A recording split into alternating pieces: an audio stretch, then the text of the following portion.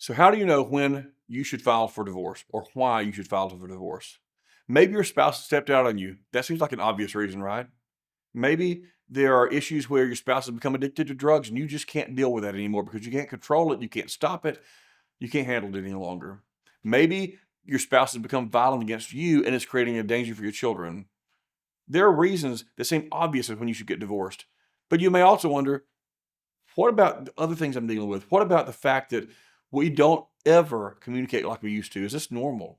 You may be tired of living in a frigid zone where there's no contact, there's no physical contact, there's no emotional contact, and you may feel like you finally reached the limit where you can't handle it anymore. Maybe the arguing is overwhelming and you can't deal with the stress of coming home to that same toxic environment every day.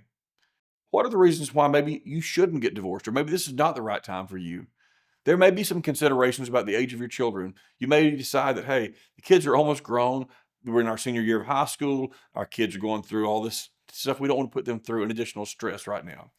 Maybe it's not the right time to get divorced for you because you have not gone as far as you can trying to work out your problems. Every marriage is worth saving if it's possible. And if that means you need to get into counseling, if that means you need to really be honest with your spouse about how you're feeling, you've never talked about it before, and you need to try to work through it together, this may be the time that you should not get divorced. Maybe you're at a point right now where you're just dealing with so many personal things that maybe your spouse is not the enemy you think they are. Maybe you really have some things you need to work on yourself to where you can have a functional marriage again.